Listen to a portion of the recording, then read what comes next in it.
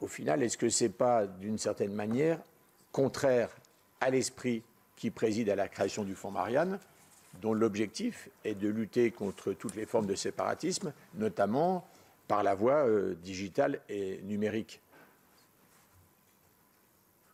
Je vous prie de m'excuser, monsieur le rapporteur, je ne comprends pas le sens de votre question. Parce que... La question, vous avez des dossiers qui sont validés dans le comité de programmation du 13 avril. Ça veut dire que c'était plutôt du gré à gré. C'est ce que vous avez expliqué. Oui. Le 20 avril, vous lancez le Fonds Marianne.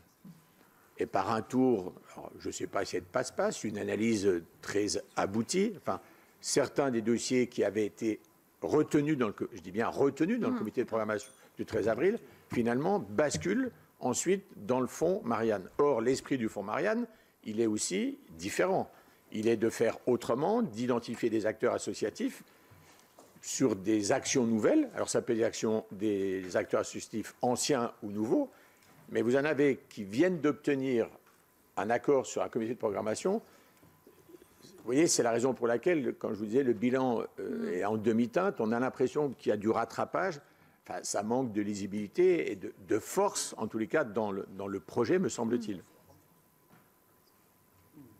Non ?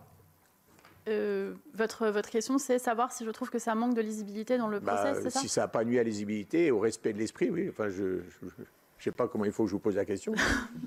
Non, monsieur le rapporteur, à ce moment-là, moi, je ne suis pas dans les réunions qui décident de passer telle association d'un financement habituel à un appel à projet ou qui leur propose de le faire. Néanmoins, aujourd'hui, je ne suis pas choquée par le fait qu'on ait des acteurs avec lesquels on travaille habituellement et qu'on les flèche vers l'appel à projet. D'accord. Si c'est la question. Oui, enfin, je trouve que je vous ai senti beaucoup plus, parfois, motivé et convaincu. Je trouve que là, vous êtes plutôt sur, d'une certaine manière, un faux plat. Parce qu'il y a, oui, il y a un vrai mélange qui ne sert pas la cause pour laquelle le Fonds Marianne a été mis en œuvre. En tous les cas, moi, c'est ce que j'en ai compris après coup, puisque je ne l'avais pas suivi de très près au départ. Voilà, je pense qu'il y a un problème de ligne directrice.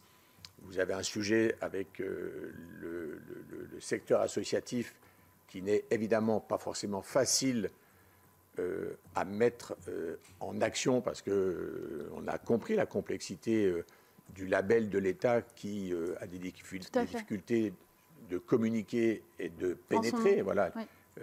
Ces milieux qui ne sont pas conformes, je dirais, à l'esprit des valeurs de la République. Mais entre tout ça, pour moi, on sent du cafouillage, du mélange des genres,